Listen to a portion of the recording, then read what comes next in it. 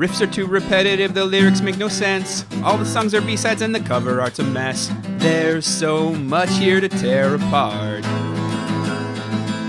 Listen to it for a week, now that week has passed. It's Why I Hate This Album podcast with Tim and Garrett. Hello and welcome to another episode of Why I Hate This Album. I am one of your hosts, Garrett Harvey. With me as always, co-host extraordinaire, Chet to my Colin Hanks, Timothy Richardson. Tim, how you doing, buddy? Hang on. Let me Google Chet. Oh, fuck. You know what, Garrett? I am pissed off about the Chet Hanks bit. Yeah, okay. Well, off to a good start then, and accurate. Timmy, what album have we been listening to for an entire week straight? We have been listening to the definitely not completely inconsequential album Playing with Fire, sorted by Kevin Federline, released October 31st, 2006, and requested by Brad before he went insane. Now, were you saying it was requested by Brad? Yeah, I mean, he was the first one to mention this album to us once we started making the list. I'm sure other people have requested it since. Yeah, almost certainly. And to be fair, you have been trying to do this album since, what, the third week we started this show? Yes. Also, to be fair, this album might have been what drove Brad insane. We can't say for certain that it wasn't because he is now nonverbal. That's true. Tim, after an entire week with Mr. Federline, I have to ask, do you hate this album? I do, but more importantly than hate, Garrett, I pity this album and I pity this man. This is a guy that genuinely thought the transitive property of being a musician applied to marriage. He thought he could be a good musician because he was related to a famous musician, but in doing so failed to consider that while that is 100% true, the transitive property of being a musician, I mean, he was related through marriage and not blood, and so he could not actually inherit any talent. See, what I think is that he confused what you're discussing, the very real transitive property of music, was it? Yes. Musicianship, if you will. He was confusing that with the common venereal disease. He thought that he could catch being a musician from his wife, like chlamydia. I see. And that would be, of course, because Kevin Federline is one of history's greatest idiots. Right. As we will prove with his own words. Yes. Garrett, do you hate this? Ooh, what a good question you are. I'll never get tired of that super weird Metallica song. Anyway, I don't know, man. This borderlines on punching down. Oh, it's definitely punching down, Garrett, because he's a multi-millionaire. Here's the thing. You and I, currently having yet to release our Texas Toast album, are technically more successful musicians than he is because he is in the negative column. Hands down. But is it still punching down when he could literally have us killed with money? I don't think so. And I don't think he could. Oh, I think he could fill our throats with money until we choked and died. I'd like to see him try.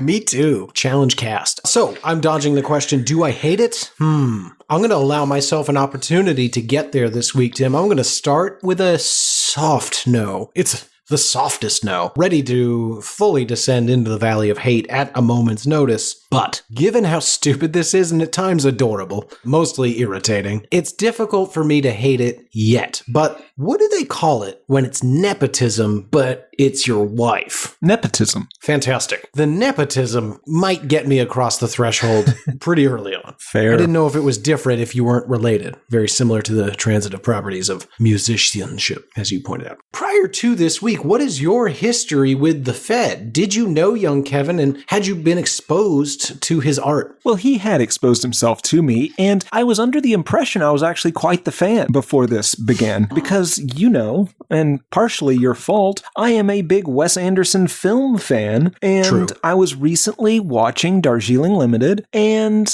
I mean, the title track from this album came on, and I loved it.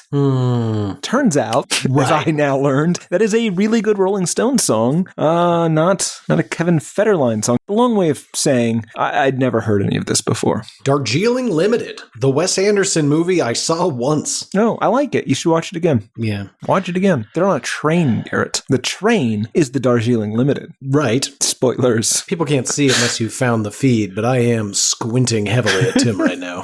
Garrett, Were you a fan of this album before this week? Or did this week make you a fan? Ooh, well, I can answer a few ways, Tim. Let's start with the most direct. No, it did not make me a fan. I think that's obvious given that I debated whether or not I fully hate it at the start of the show. Right. But I did not come into this week a virgin to the K-Fed experience. I don't know You if call you him K-Fed knew... too. I thought that was my nickname for him. No, it turns out a few folks use it, even himself from time to time, except for when he is vehemently asking you to stop. More on that in a bit. Tim, I don't know if you're familiar with the unofficial single from this album that was not on the album because of how poorly it was received when it was released, but I am intimately familiar with the hit Brazilian song, Popozão. Oh, we'll get there. Fantastic. Weird side note for you, me, and maybe a third person if he's listening. Our good buddy Justin, he had a friend in Houston that would occasionally come and visit us while we were at college. And the dude was, I really like him and I wish I could remember his name. Dragon. Is it Dragon? No, it's not Dragon. And that's not a joke. I know that sometimes we tell jokes on this show. What Tim just said is 100% true. The gentleman we're speaking of moved into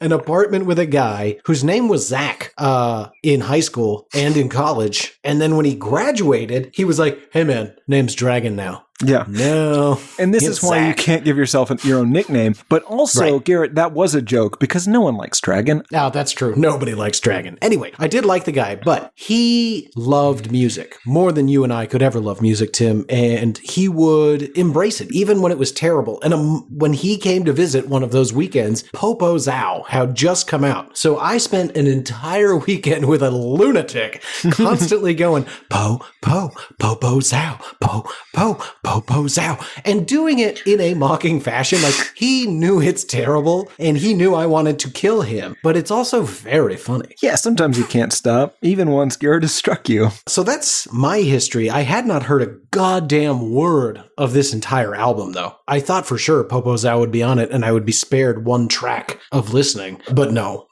it was all new and it was all shocking. All right, Yeah.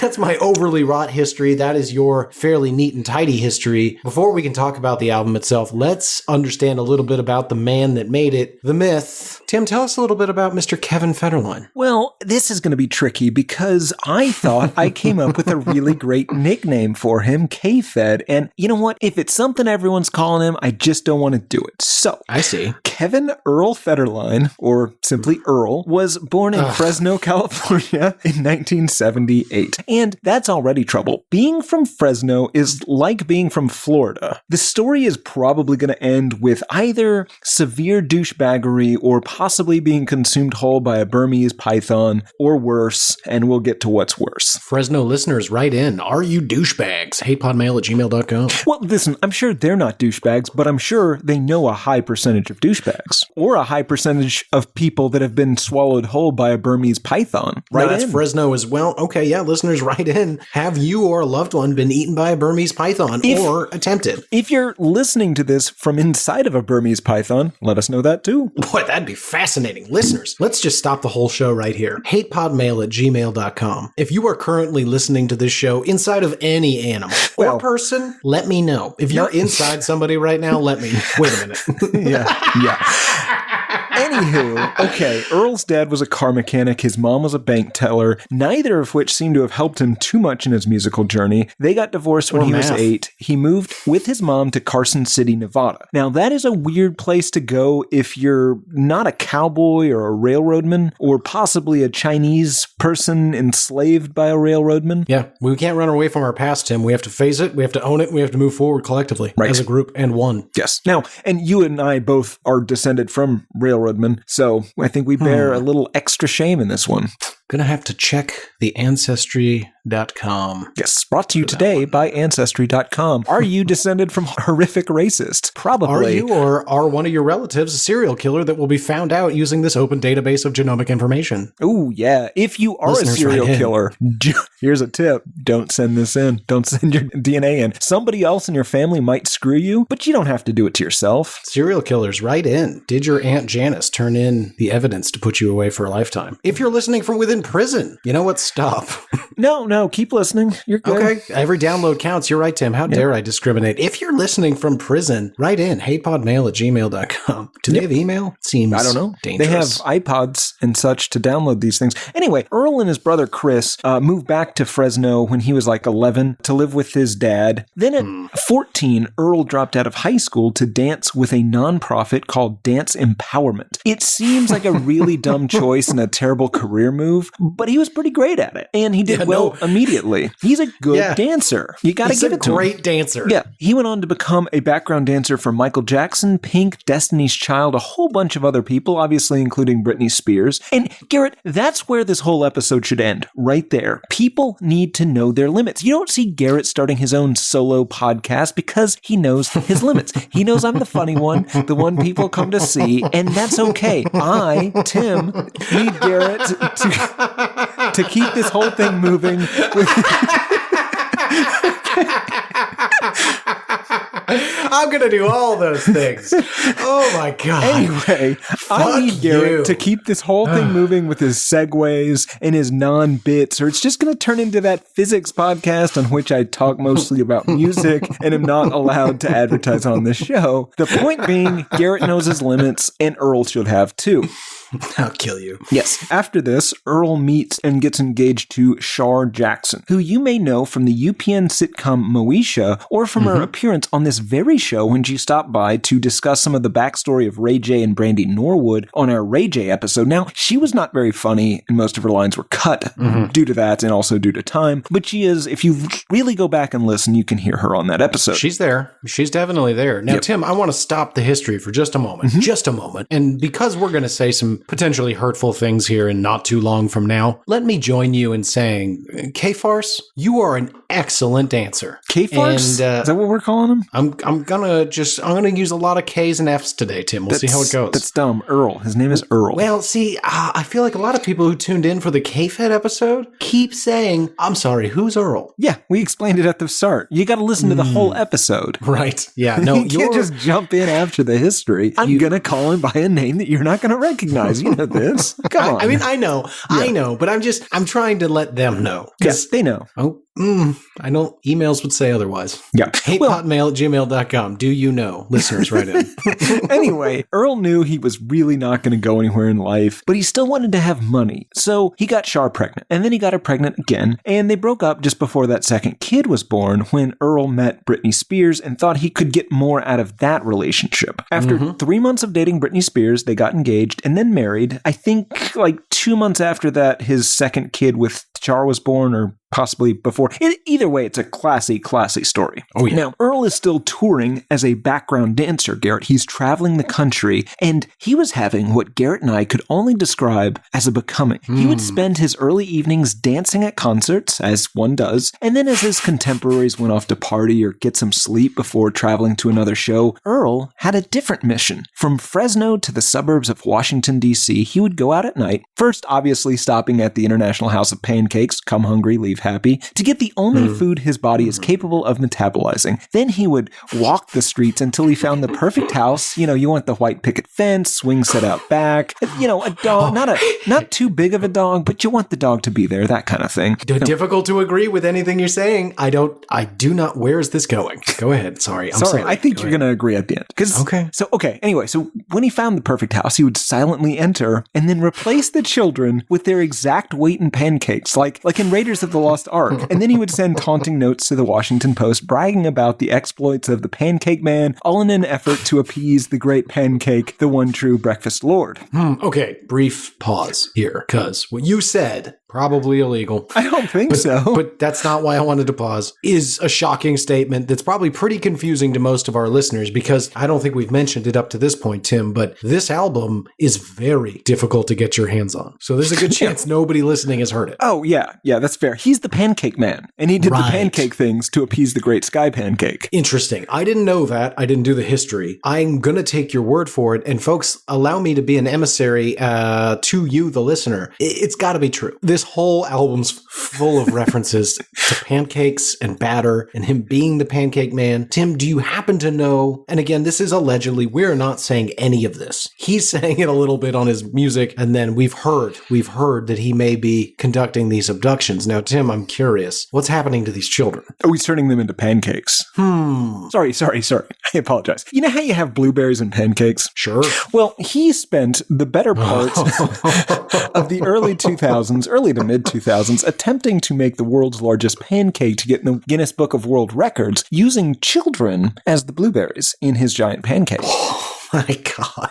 You have concocted some sort of horrifying Stephen King-like scenario that I want no part of. It sounds very, very likely to be true, though. Yes. Also during this time, he did some reality TV in the times he wasn't murdering and cooking. Allegedly. Some movies, some TV shows, including my all-time favorite episode of CSI, Fanny Smackin'. That's CSI on CBS, America's most watched network. Knowing that he needed to impregnate Britney immediately so he stood a better chance of keeping that money blimp going, they had two kids, one in 2005, one in 2006, before they would eventually get divorced. More on that later. During this time, he also released a couple of singles, Y'all Ain't Ready and Popo Zao, I believe is how you say it, right after they got married, knowing that everyone loved Britney's music and therefore would love his attempt at music too. Now, those singles were immediately hated almost universally, to the degree that they were intended to be the lead singles to advertise this album, and they weren't even put on the album. I respect the shit out of that move. Like, here's the new shit. Oh, they hate it. You know what? Let's cut it. It'll be 10 songs. It'll just be too shorter. Yep. Anyway, Britney financed the album because she, and I'm quoting here, wanted Earl to feel supported by her.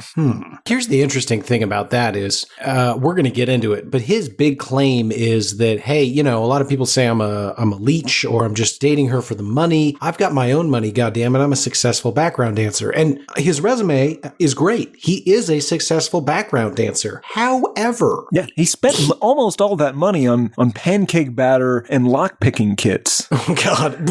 And more easily provable is the fact that if he had all this money, she would not need to pay for it. Right. Oh, yeah, sorry. I forgot where we were going with that. Anyway, so this album comes out October 31st, 2006, and after seeing the first week sales figures, and I don't want to get into how it did, but just as a hint, a little foreshadowing for this episode, after seeing the first week sales figures, Britney Spears immediately filed for divorce. I think it was 8 days later. She asked for both physical and legal custody of the kids, knowing this guy.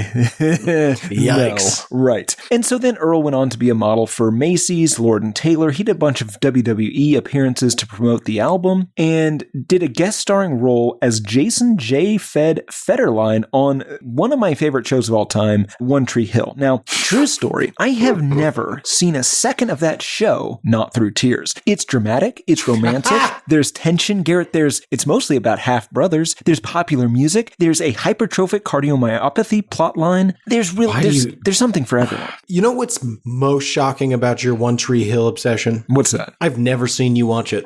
Yeah, no, I know. Garrett, you know how if you leave me alone for 20 minutes, I just begin spontaneously crying? Absolutely. Right. You know how you make fun of me for that? Yes. Right. I, to protect myself, watch One Tree Hill when you are away. Mm-hmm. Right, but it makes you cry anyway. Yeah, but I try to limit my crying around you because of how mean you are about it. I see. Oh, I see. I apologize. Yes. Not for making fun of you for crying.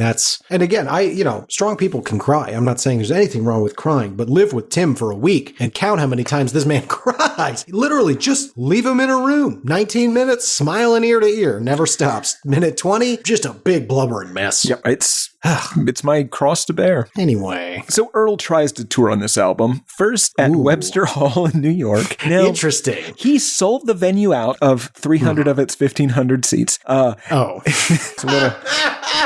I've never heard it put that way. That is an excellent way to make some lemonade out of those lemons. Absolutely. Sold out those 300 seats. Yes. Now, according to witnesses, only 100 of those people were there at the end. So I guess that 200 of those people were disappointed that Britney Spears didn't show up to sing with them, I guess. Wow. How crushing. Yeah. They had to give away tickets at Chicago's House of Blues a few days later, and then they just canceled all the rest of the tour dates. No one's coming to see this. That's amazing. On the the other flip side of the coin, Garrett, in 2007, Earl was granted sole physical custody of the kids. And then in 2008, the kids were at Brittany's house. She refused to give custody back to Earl, which personally I think sounds reasonable. But then unfortunately, she locked herself in a room. It escalated. She was taken to a hospital. Earl was granted then sole legal custody of the kids as well and got $20,000 per month in child support. So mission accomplished, Earl. Jesus Christ. Now, what the?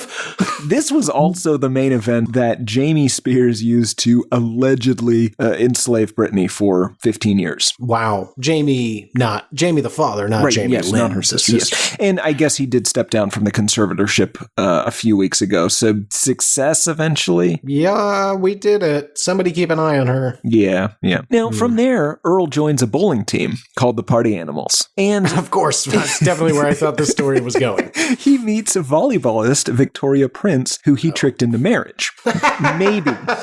Maybe, Garrett, because here's my theory. Other than the Pancake Man stuff, which is not a theory, that is fact, my theory here is that he knew her from high school. He knew her way before he met either of these other people. Can you prove that? Shard Jackson and Britney Spears thing was to get them enough money that they could run away together and live happily ever after. This whole thing is very likely exactly. He married Vicky P and had 2 other kids with her. Then he appeared in a Weezer music video and competed in some celebrity fitness shows. He might have died in 2014. It's unclear. I don't think anyone has ever heard from him since then. If he still walks among us, though, I need to say this. Lizzo, Tilda Swinton, Megan Thee Stallion, Billie Pirate Eilish. If Earl has spent all that money, he might come for your fortune as well before going back to his one true love, Vicky P. Tim, I love this. So most of my notes this week are littered with the word grifter, con man, and scheme. Yes, and pancake murders. Oh, absolutely.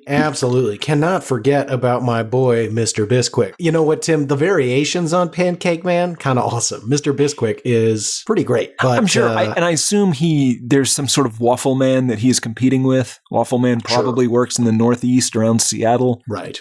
That's smashing people's faces in waffle makers. Waffle press, is that what it's called? Get you a map later. Anyway, Waffle Iron. Waffle Iron, there it is. See, obviously I can't be the Waffle Man. I don't even know what their equipment's called. No, absolutely not. You're the West Campus Strangler. Oh, God damn it. God damn it. Great history, Tim. Really appreciate all the detail about the bowling.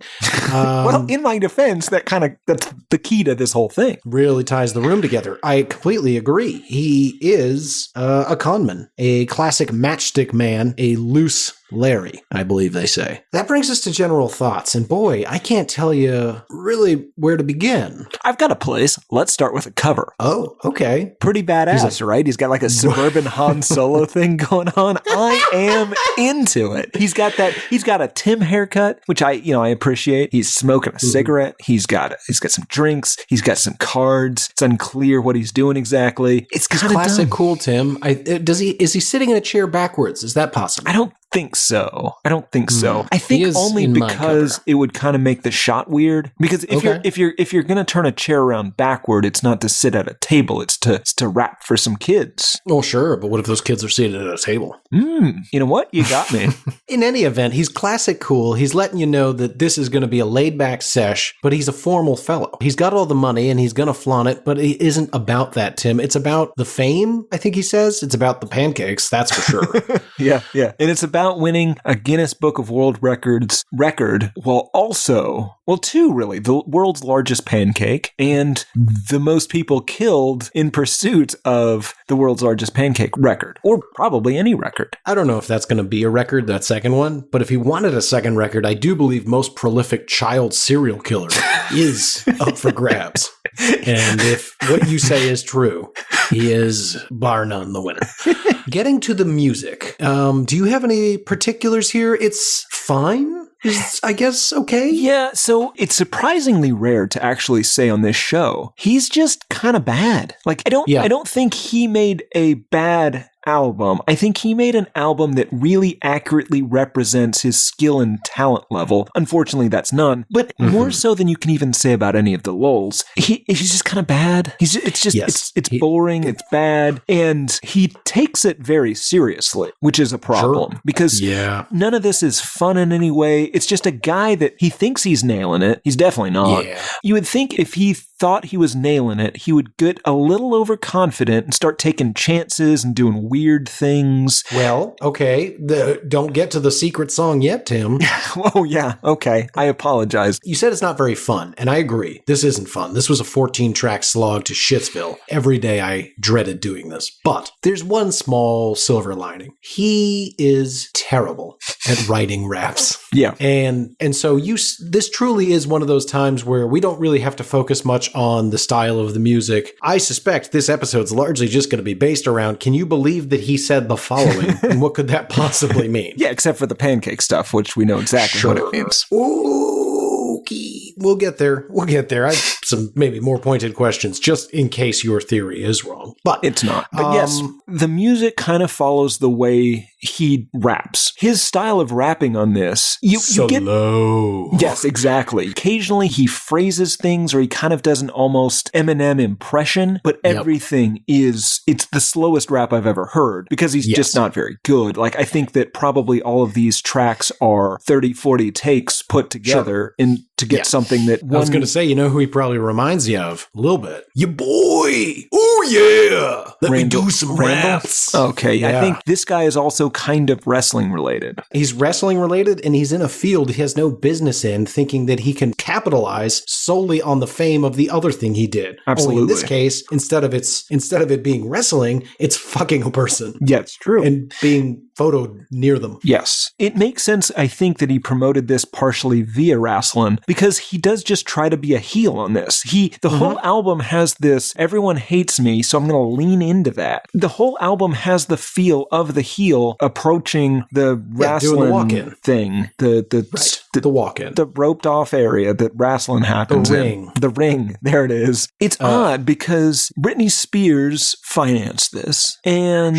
he kind of talks a lot about how non-Britney Spears women want to bang him. I know that's not his fault. Well, it's a rap checkbox. Well, yeah, there's definitely a rap checklist that we're adhering to here. There's even who was it that was it Blueface or maybe one of the Lulz that definitely had a similar production meeting to this album in which it was like, well, Kev, a song is typically an intro and or the chorus, followed by 2 verses, sometimes 3 if you have a lot to say, and interspersed within those verses will be the chorus 2 or 3 more times. If you have a particularly short song or you think it's a real banger, then you can actually repeat the chorus 2 to 4 times and really enrage 2 particular people that listen to this on repeat. But it's so formulaic and so like A plus B plus C equals song. There you go. Have a good one. Yeah. All right, Tim, I dare call it right there. Absolutely. Let's just get into it. Yeah. And folks, I guess we should say this. This album doesn't exist. You can find all the songs on YouTube. Not all. You can find all the songs on YouTube. If you type in Kevin Federline and the song title, they will come up. You found Kevin Federline intro. I did. Yeah. God damn it. I typed that in. I did not find Kevin Federline intro. I found Interlude. Wow. This is fun. Okay. Did you not listen to intro? No. Oh, I get to explain what intro is. Fuck. I thought we were going to get to skip it. Okay. Track number 1. Intro. Can you tell me a story about when you were young? So this starts off with a skit, because of course it does. Now, it begins with a sea of terrifying children's voices. They're disconnected, they're talking at different times. It's a cacophony. And slowly, those voices begin to speak more at the same time until they ask Grandpa to tell them a story about when he was young, to which he laughs ominously. These might be Britney's kids, these might be the one he actually loved the whole time. Because it wouldn't do to tell one of Britney's children that he only married their mom to get $20,000 a month to live on with Victoria Prince, allegedly. Oh, actually, Tim, before we get too much further, and what you're describing is pure nightmare fuel, but I'm going to say something that might be shocking and controversial. One more compliment before we just bathe in a world of hate today. But Kevin Federline, by almost all accounts, excellent dad. Maybe that's what he should be doing. Even Shar Jackson or whatever, she's like, you know true, what? Yeah. I kind of fucking hate that guy, but he's a really good dad. He has raised those children kind of so low, and they seem to be pretty normal and not in the media. So good job, Kev. Let's say that. Okay, back to this fucking nightmare. So the children all join together and demand he tell them a story about when he was young, to which he replies, Gather round, children. Like a terrifying ICP record. And then there's like news reports about, him being kind of a dick and whatnot. And then there's some cheap 80s horror movie slashing sounds, and it gets into track number 2, The World Is Mine. Took a picture of the globe and hung it up in the frame. Since that day in 93, I've been on my grind. Well, this is fine, I guess. It's like slower, sleepier Eminem.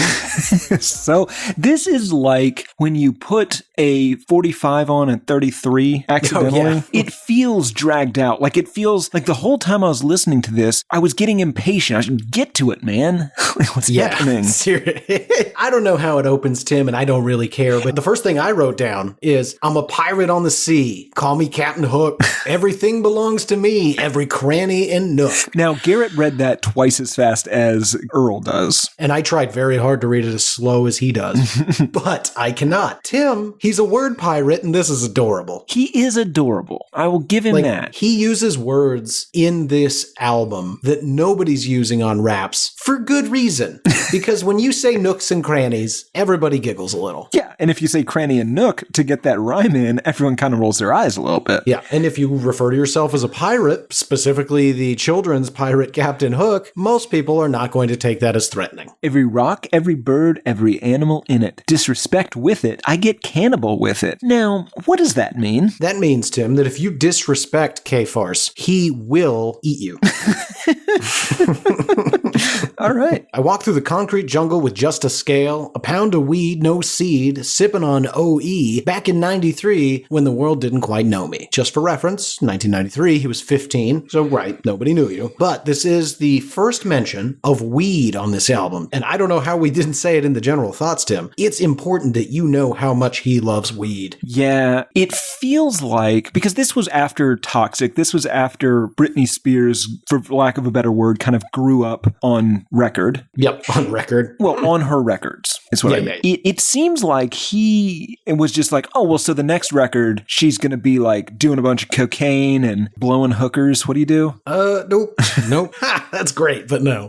Thank God. But my point is, he was just like, well, her next record's going to be like real wild. It's mostly going to be gangsta rap. So I'm going to ride that. Like I see the trajectory for her career, and I'm just going to kind of ride the coattails, but slightly ahead. Okay, very possible. Allow me to play devil's advocate. At this point in his life, he is still firmly a scumbag and self-centered enough to not understand that you are married to a brand. And while that brand is very wealthy and can largely dictate whatever she wants, she still can't talk about a pound of weed and sipping on Old English. Kind of get it, man? So like, maybe take it back. Maybe don't be a rapist. Yeah. Impregnate her so you get that $20,000 a month. Then go just find Victoria. I think that's what happened in 93 because he dropped out of school at 14, which you said 15, but I guess for at least part of that time he would have been 14 in 93. Sure. So I think this is a direct reference to the day that he met Victoria Prince and hatched the plan, dropped out of school to become a background dancer, to slowly work his way up to marrying Britney Spears so that he could get all that money and then marry who he secretly wanted to the whole time. What's really fun is in 1993, the original plan was for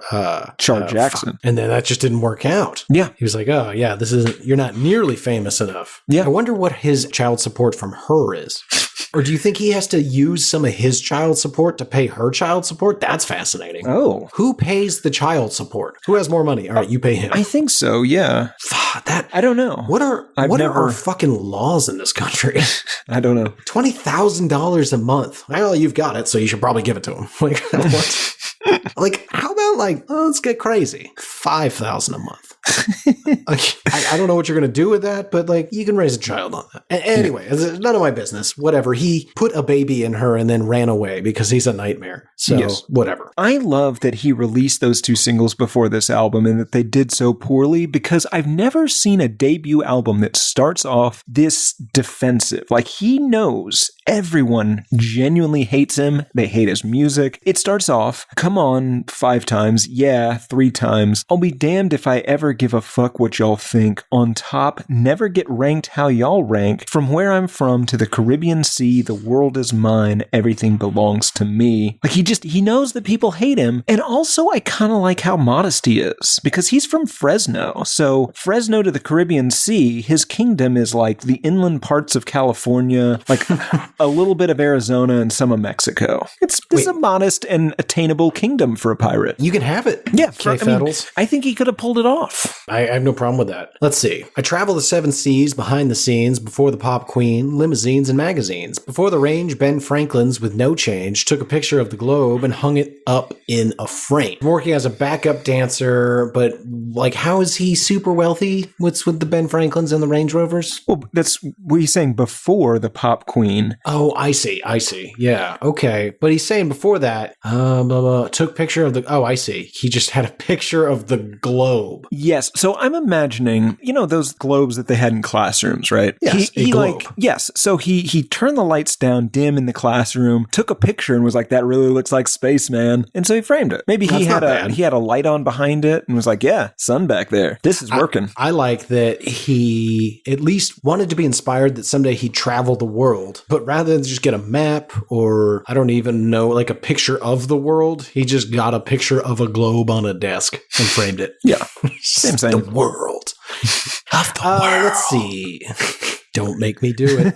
Do it. Sing the Snickers song. Anyway. Happy peanuts soar over chocolate-covered mountaintops and waterfalls of caramel. Prancing nougat in the meadow sings a song of satisfaction to the world. To the world. Fucked That's right, friend. Oh, come on. Why did you ruin a moment? Let go of me. All right. Create my own style. I ain't never been a bad guy. Tell the media I'm really not a bad guy. They try to make me a victim of my own plots because people like to see you dead when you're on top. So we're in song, well, really 1, but we'll call it 2. His words, not mine. We're in song 2, and the first half was, I am not the man who you think I am. I'm a good dude. And then by the end of the song, it's, I don't give a shit. It's all the media. What you've heard is not true. Allow my raps to tell you how great I am. Yeah, but that's going to end real quick here. He does references Popo Zao. I do like that. Don't get it twisted. Popo Zao was for Brazil. The fuck it was, bro. Yeah. I love that. Yeah, it was just for Brazilians. You probably just didn't get it, I mean, you're half right. Fucking huge pass. Track number 3, America's Most Hated. That's the reason why they stare. Boiled carrots in my head. If you look, see a glare. This starts off with drinking noises, and I do not like it. As a very loud swallower, these sounds should not make it onto your record. Yeah, we are constantly cutting around Tim's throat. It is noisier than it should be, but I can't stand mouth noises in general, Tim. I might have that thing Jack White was talking about, the hypermisophonia. Oh, yeah. I can't be in a room with somebody eating a salad. I'll kill him. Yeah, he's done it. Let's change the subject. I'm the talk of the town. That's the reason why they stare. 4 carrots to my ears. And pause. I'm the talk of the town. Is it talk of the town or toast of the town? It's both. Okay. Yet again, another good example that if I were a good friend of K Fedel, I would say, Kevbo, nobody in rap is saying this. And here's why. Well, this is like a Gatsby Rap. I'm the bee's knees. Can't you see? Oh, I wish I'd had time to prepare. Nothing better than 1930s rap. And what's great is they had the weird, super fast talking, so it might kind of work. Oh, yeah. And it would work for him because, you have to put it on half speed. I honestly don't know why they didn't just speed up it. Like, record his vocals in isolation, speed him up so it sounds like he can do this. Yeah, you can lie. No one's going to see him live. Yeah, that's accurate. I'm one of a kind with a wonderful rhyme. I'm skating off in a Rari. You'll get left behind. Okay, these are Disney rhymes, Tim. I'm one of a kind with a wonderful rhyme. His vocabulary is just wrong for rap. And I want to be real clear here. I am not saying at all that Kevin Federline is too sophisticated for rap or that rap does not know how to handle an expanded vocabulary. Case in point, Talib Kweli, if you are not familiar, listener, get the fuck on board. That dude has a crazy vocabulary and his raps are unique and amazing for it. Honestly, I think that rap in general has a like weirdly very varied vocabulary. Yes. Unfortunately, there is no room in it for this. Absolutely. Yeah. God, Gatsby Rap. Tim, I love it. It's the Gatsby Rap. Does he have a Tupac reference in here? Yeah, well, sorta. That's one way to say it. Well, go ahead. He says middle finger up, still saying fuck the globe. I assume that's a fuck the world reference. Yeah, I do believe that is a two-pack reference. I like that you say two-pack. It's fun, right? I'm on the front line dodging cameras like the one time. Can't even tell when it's California sunshine, but it's okay. I've got something for you. I'm handing out ass-kickings like diplomas. Are you kicking ass? Yeah, and if so, don't. You're worth millions. I kind of want to see it. This is the kind of guy that should be in like some sort of celebrity boxing league. Is that a thing? I know that no, stupid YouTuber fought the guy that punched his wife. Thing. That guy's a genius. Anyway, yeah, I don't think he's kicking asses. More importantly, if you are, don't. Like, you're worth far too much money to be doing that. But chances are, if you're saying you are, you are. Here's the thing. You let him beat you up, and then we get alimony from him. That's what I'm saying. I will let you beat the shit out of me, Kevin Federline, but I'm going to sue you. Now, let me ask you this. What's your price? Like, I'm talking a single... How bad's the beating? Single broken orbit. But you recover, but like it's going to take months. It's going to take months. That's complicated surgery. Like, you got to wear an eye patch for a minute. Oh, and then I'm going to fight you because I'm worried you're a pirate. Right. I'm surprised you actually skimmed over that in the first track. His reference to being a lyrical pirate. Yeah. I guess it's just too stupid. It's not worth it. Yeah, back to the orbital. So he's broken your socket. My orbital bone. My orbital socket. He's broken my eye, Tim. Oh, no, and you're saying it's going to get fixed. I'm not going to lose vision. Yeah, you're not going to lose any vision. You might have a TBI, sure. Yeah, well, it won't be the first, won't be the last. Nope, sure won't. Don't validate my brain hemorrhaging. Let's see here. Do you want a total sum or a monthly, like an alimony situation? Alimony's weird because that implies we were married.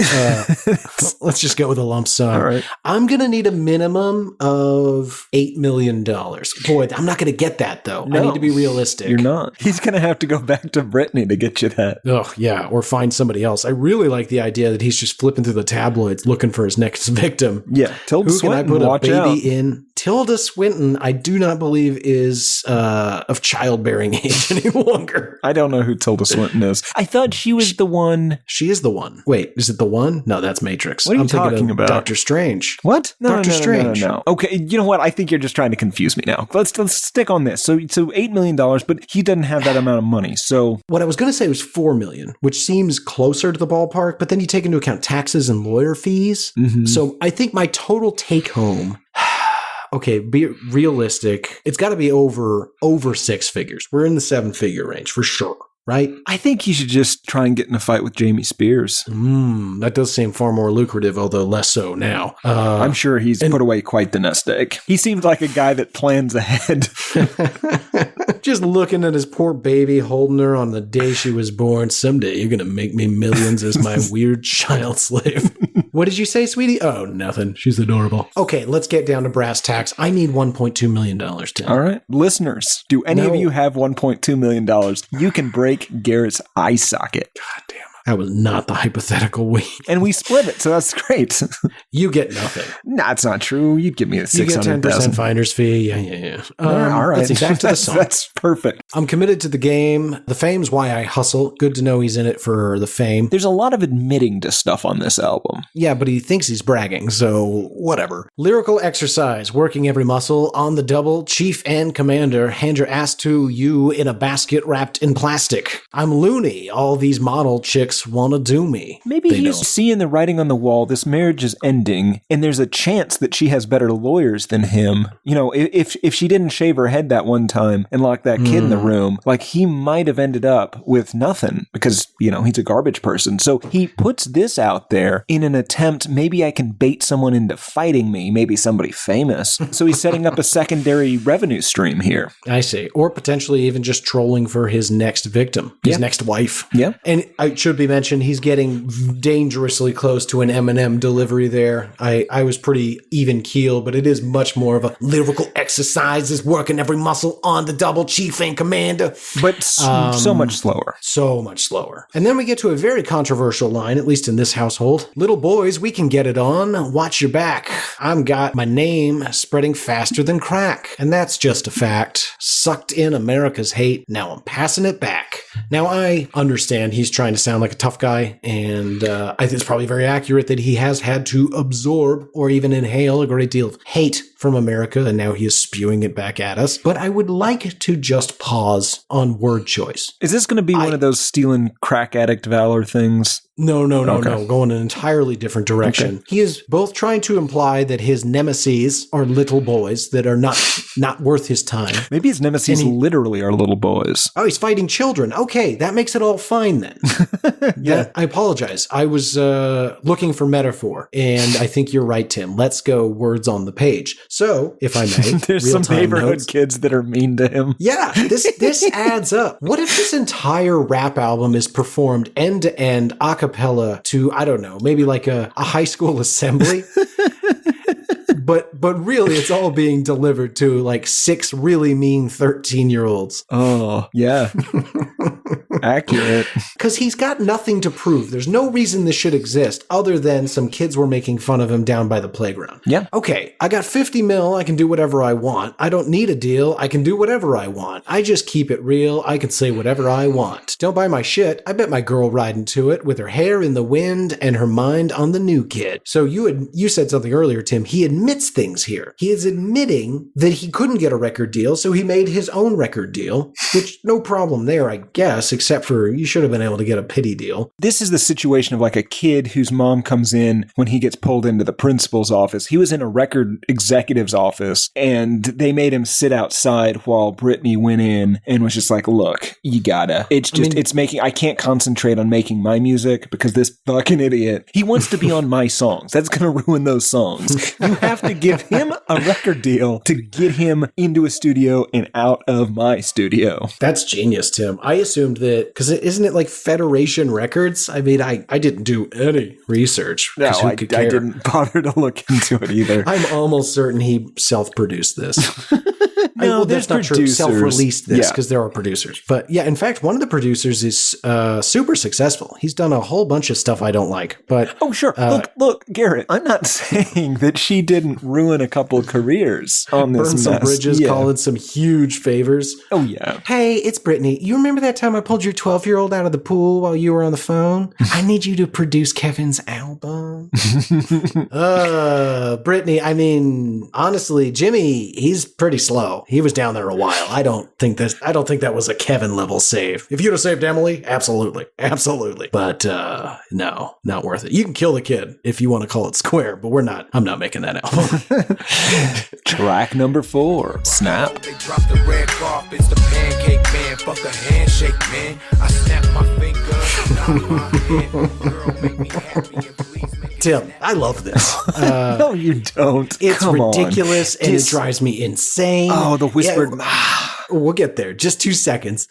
He's definitely trying to do like a drop it like it's hot. Yeah. The other thing, though, that's I think a better analogy, he's trying to do what Nicki Minaj or Cardi B would do about how they're fancy and how like they treat people. Oh, yeah. You're talking about message. I'm talking about delivery. Oh, okay. Yeah. Because you got the drop it like it's hot. Because it's Kevin Federline, it's much closer to the delivery I just gave because I shouldn't be trying to imitate Snoop Dogg or Pharrell. But on this song, much as Tim was pointing out, the message is I just snap my fingers and people do what I tell them. The song goes, man, I'm done with this 2-step. Man, I just snap. Man, I just snap. Man, I just snap. The way it's delivered is I'm done with this 2-step. Man, I just snap. Man, I just snap. Man, I just snap. That is done 3,000 times? Yes, 4,000 times? approximately. Right. Yeah, I lost count. The computer blew up. He's a badass, and you should recognize it's literally when I say jump, you say how high kind of thing. Well, Tim, to be more specific, it's when I say jump, you better start leaping. When I say crawl, you better start creeping. And as soon as I hit the club, the weed smoke lingers. I don't say shit. I just snap fingers. Your analogy's in this song, and it is baffling that one professional musical person didn't just go, you can't do this, Kevin. Yeah, more egregiously, really, though, this is a song about how he snaps his fingers and stuff happens, right? Well, sure. So is snap a saying or an action in the rap community that I'm unaware of? Like, do I not know what snapping is? No, it's actually a pretentious thing old white people do. Okay, so he's... At waiters. Okay, so this is a song about how he treats people in the service industry poorly. Yes. He believes that by paying somebody a wage, he is entitled to treat them as though he owns them. He's the sort of person that goes to a restaurant and lays like 10 ones out on the table and like tells the waiter, like, these are here, you might lose them though. Like these are yours to lose. Exactly. Yes, these are yours to lose. As a former waiter, I was always quick with those people to say, you can just go ahead and tuck all those right on back in your pocket and I'm going to be a real piece of shit. Yep. I'm going to put your enchilada in my butthole before I serve it to you. Folks, if you've never worked in a restaurant, allow me to just give you, 10 seconds of advice that'll keep you from ever getting food poisoning again. Well, mostly. Be nice to the people that bring you your food. It's very, very easy to fuck with the things you eat. Okay, and well, you're getting a little Tyler Durden here. Let me give everyone a piece of advice. If you're going to put an enchilada in your butthole as revenge... Do not do it. Hot cheese in that thing. Oh, yeah. Yeah. Fair enough. Do that. Yeah. Before you heat it. Pre-cheese and sauce. It's still on your butthole. Same effect. Doesn't have to be the whole thing. Anyway, man, I just snap. Okay, here's what we need to get into. This is the first song where he introduces himself as the Pancake Man. He says, when I snap my fingers, then your head's the target. Everywhere I go, they drop the red carpet. I'm the Pancake Man. Fuck a handshake man. Yep. He did that himself. He gave that nickname to himself. No, he didn't. The media gave it to him. And, because, that sounds like the name that the lamestream media would give to some sort of child serial murderer. And again, serial killer who kills children, not a child who is a serial killer, right? Obviously. Yeah. That'd be adorable. What I question is it murder? Yes. Merely... If it's a child, yes. I don't know why you keep asking that. That's not what I was going to ask, Tim. If you, I'm trying to find the right words here. This is your theory. If you convert a child, there it is. If you convert a child to wet pancake batter, did you kill them? Yes, that involves grinding. Okay. You're mixing them with flour and stuff, but they have to be basically a fine paste. Oh my God. In his defense, they were mostly used as the blueberries. Okay, now so they were just encased in pancake batter and then you have to stop because what you're saying gets worse. So so we're speaking the same language, and then we're gonna move right along. When you began this theory, I was hoping it was a much more mystical, fantastical situation in which he was somehow able to transmogrify the human atoms. Oh, I understand. You're wondering if it's like the Christmas Land with the Stephen King or possibly his son Joe Hill. Yes. But don't talk, because what you keep saying is just worse and worse. I now understand I was wrong, and I should have listened more closely to your blueberry analogy. I thought that was a separate thing. Okay, well, hold on. Grinding children. Yes, but he's really doing both because in their place, in their beds, he leaves, again, a child. He's meticulously sculpted to look like that child. It's the exact weight of that child made out of pancakes, you see. So in essence, to the parents, it is as if some sort of pancake fairy has come into their house and transformed their child into pancakes. Now, this was obviously very popular in 18th century Germany, where people were starving. They had too many children and not enough food. Right. And so that's, I think, where the legend of that comes from. Probably it was very modest proposal. Exactly. But the point is, for a lot of people, it was a magical experience for those parents. Now, what he was actually doing was, well, again, they don't know that. They think their child was just turned into a tasty treat. No, this is insane. I thought I told you to stop talking. How did you start again? Now, okay, let me ask you this. Do you disagree that this is happening? No, of course not. But where I was going with all of this an hour ago is just to make sure that we've done our due diligence, because I don't want to slander anybody on this show. Let's explore the opposite argument just to make sure. If it's not the horrible, horrible thing that you've just spent 25 minutes explaining. And again, I want to let you know, this has been truly traumatic for us. Anyway, Gino's crying. Let me tell you something. That's because Gino lost a child to... Don't belittle the loss of his child by saying he was turned into pancakes. He wasn't turned into pancakes. What I'm saying is Earl killed his child. and left pancakes in his bed. He made a real mess. Anyway, I've lost my train of thought. Sorry, God damn it. there's a second possible theory or something. Of course, just to make sure we've done our due diligence, let's explore any other possible theory, because he is the pancake man. So that, as you pointed out, Tim, he couldn't have given that nickname to himself, right? Just who would do that? But assuming somebody else was calling him the pancake man and it wasn't for the aforementioned child murder thing, what is it? Is it records? I'm flipping records? No. Pancakes are records? No. CDs, compact disc, best I got. If it's not that, it's your thing. I guess it's your thing. I'm pretty certain he's sacrificing somebody to the great pancake in the sky. Sure, no, we know what you think.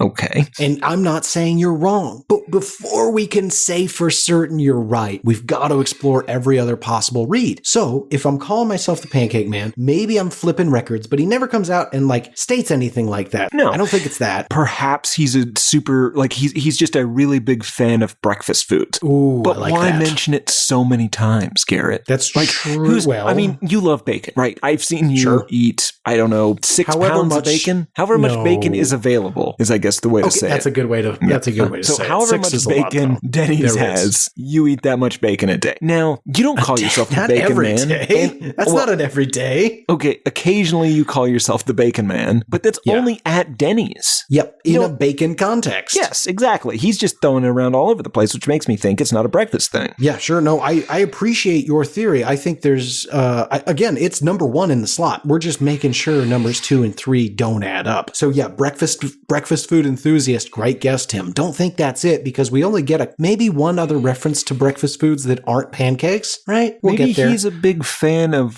sometimes whenever somebody blocks somebody in football, they call it pancaking that person. It's not that. It's Okay. not that. You're All wasting time.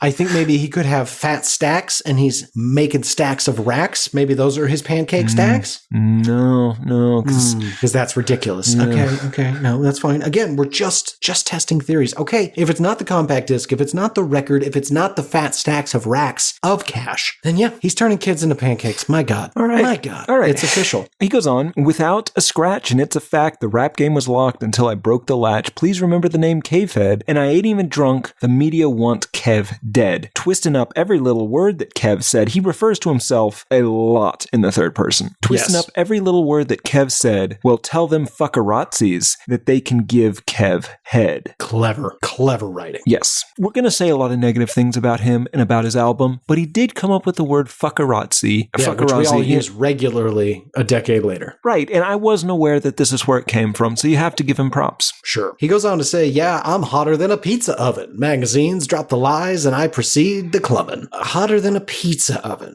Babe, what's hot? Like a pizza oven? I love the fact that he's kind of oven. Randy Marsh in your head. Oh, he's just sitting around with his notepad, writing some raps. What's hot? What's hot? I'm hotter than a Hot Pocket. No, I'm hotter than a Oreos. No, those aren't hot. Babe, what's hot? Like a pizza oven? I'm hotter than a pizza oven. Yep, nailed it. While this we're is on going the to be so subject, good. Try toasting an Oreo. Yeah, can't It's be great. done. No, what do you mean? Then we get the chorus again, and we're allowed to go to track number 5, Lose Control. Rich living in fast cars. Don't hate cause I'm a superstar. And I'm married a superstar. Hello, guitar and piano, and it is not great. No, I listened to this album 10 times this week. I had 10 seizures. Each and every time this starts, you get those synthy claps, and then the air raid siren comes on, because that's what music is, I guess. This, it seems like he's like, I need to have something that's going to be iconic, like that Toxic string section, and this is what they came up with. Yeah, it's real bad. We get a controversial introduction that I don't fully understand. He says, yeah, got you on this, dude. Haha, Federation Records, JR, you dog-lipped bastard. We did it again. My apologies to anyone if that is a racial slur that I'm unaware of. I don't think it is. It's probably not, because I'm pretty sure, well, you know what? I say that, but this record has way too many fucks and weed references and etc. for Britney Spears' team to have really vetted this at all. So it could very well just be a racial epithet. Jesus, we may have to bleep it. Gino, find out if that's offensive. I did not mean it to be. No, well, if you can't ask him to do it because he was a fascist, Garrett.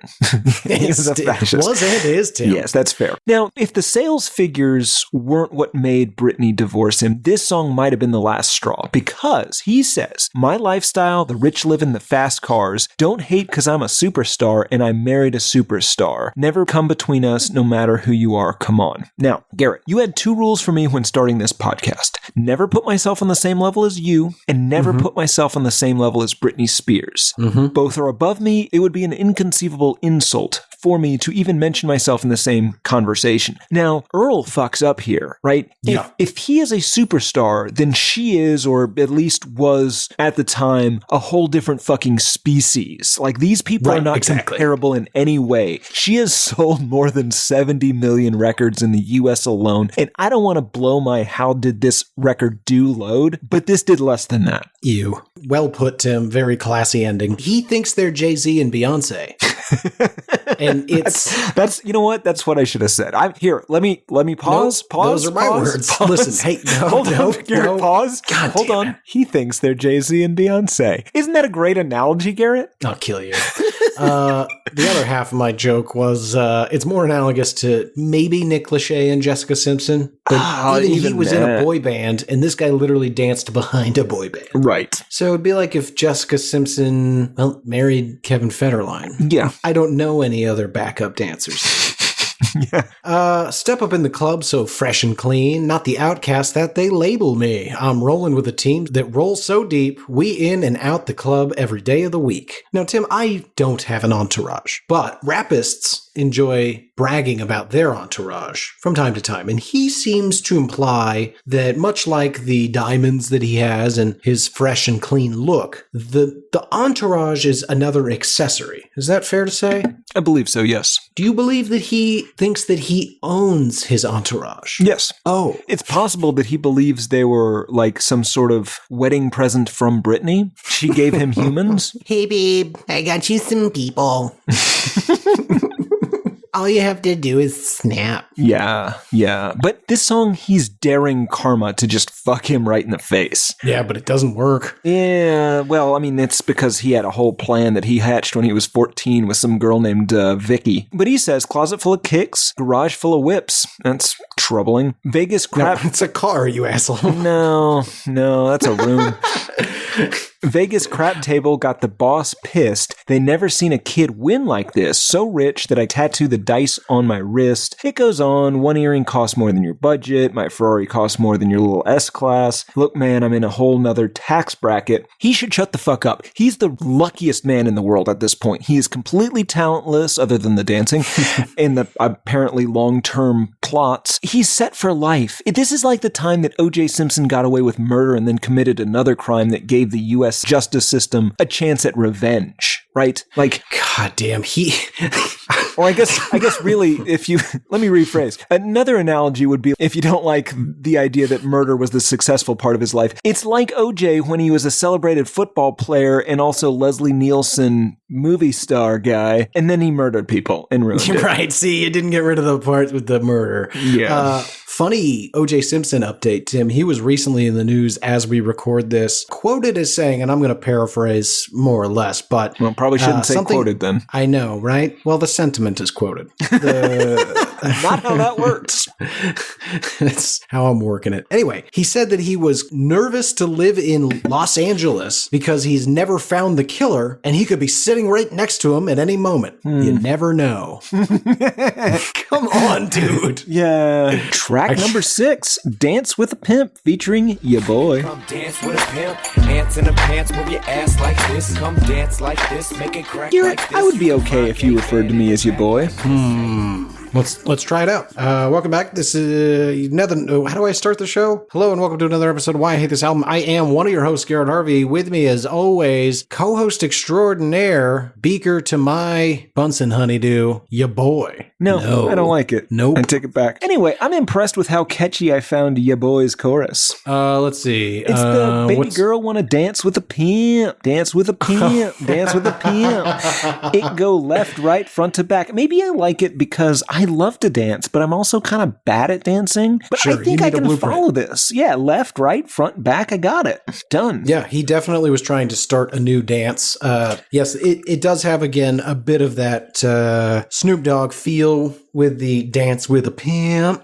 Tim, you did it excellently. I love it. After the chorus, K-Fed jumps in. He says, dudes hate K-Fed, girls love K-Fed. It don't matter to me because K-Fed stay fed. Get it? Nope. Fed and fed? Nope. Kevin Federline. But she can come dance with a pimp, hands in the pants, put your ass like this. He was definitely trying to start a dance. Yeah, he was, and it didn't work. I just don't really have much to say about this. I'll blow through the rest of what I got here. He calls himself K-Fetty. Mm-hmm. That's not okay. K-Fetty, your number is ready. I couldn't make out the rest. Oh, Tim, also, how dare you? This is the song where he says, I know your girl want to come and dance with the Bisquick Man. Oh, that's true, yeah. Which I gotta say, if Bisquick Man's better, I do like the variation on Pancake Man. But again, if it's synonymous with a series of child murders, I certainly wouldn't want to be called it. This might be one of those things where he's named himself the Bizquick Man, but the media's named him the Pancake Man, and he's trying to flip the script, if you will. I see. Yes. Okay. That's gotta be infuriating if you've got a shitty name as a serial killer, right? Yeah, it's probably going to make you kill more. I think the media has a responsibility to give serial killers really cool names. Ace and Spot and Ace and Spot.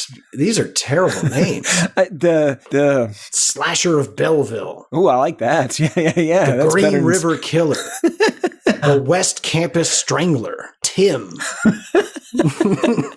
Shit for brains. I feel like I was not the Green River Killer. You know that, right? I can't account for where you were. The last thing I want to say about this song, Tim, before we move on to a very confusing seventh track, there is a line in here. He says, I see y'all been sipping your haterade. I'm hacking and pimping from day to day. Hacking must mean something other than what we know it to be. So we'll just skip coughing. Oh yeah, probably from all that weed. But the haterade, was this ever cool to say? Because to my ear, and maybe it's just because it's, 8 years removed or whatever, it like sounds 15. like something. What's wrong with you? What year do you think it is? Doesn't matter. Anyway, It's they're not all the same. 2014. God, I wish it was 2014. Yeah, we all do.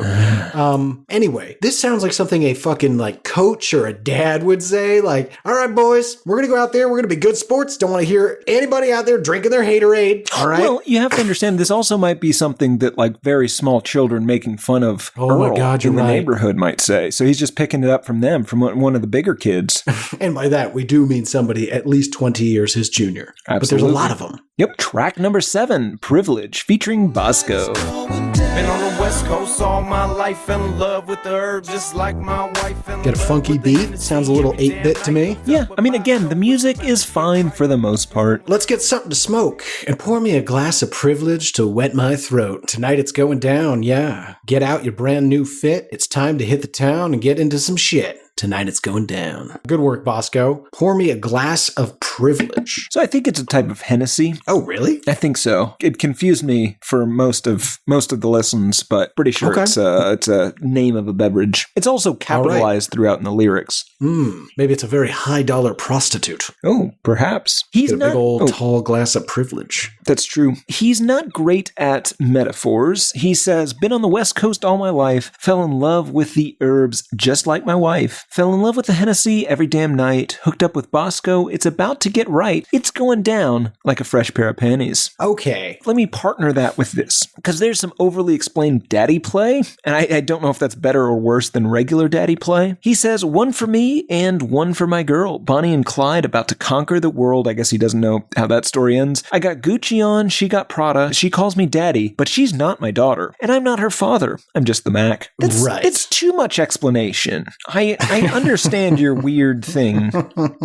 Yeah, that's why is it worse? It is, though. It is, yes. I don't understand. It comes off as like somebody in the club that's just, and you go to the club a fair amount, you hear people throwing around daddy play, but Sure. none of those people ever approach you and just be like, she's not my daughter, I'm gonna fuck her, but she's still gonna call me daddy. Like, The whole time. yeah, you don't, I understood, just leave it unsaid, it's less, please leave my table. Ugh. Yeah. So I want to back up a moment, Tim. This is interesting. Occasionally we stumble onto things that I knew nothing about until the song. There's the line, smelling good, looking like 10 million bucks, blue Yankee hat on, red monkey pants on, fresh to death because I keep the latest fashion on. So, I can't read red monkey pants on and not Google red monkey pants. You know that I can't read that and not just completely accept it. Yeah, I assume it's either pants made from a red monkey, like a orangutan pants made from,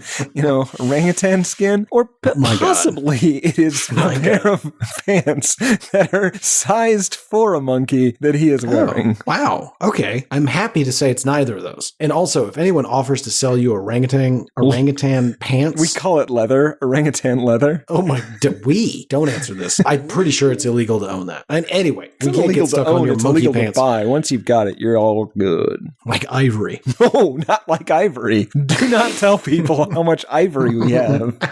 What? As long as it's in pianos, it's good and put to good use. Anyway, I looked up red monkey pants and it's the Red Monkey Company, but here's the shocker of all shockers. They're not covered in monkeys. They're very expensive jeans that largely have samurai all over the pants. Okay, I'm out. I never thought you were in. But if I can rewind the tapes for just a moment, we have got references to being a word pirate. He's walking around in red monkey pants covered in samurai. I don't like to buy into your nonsense, but Tim, do we have some sort of enemy combatant? Possibly. I mean, as long as you believe it's real, I'm fine.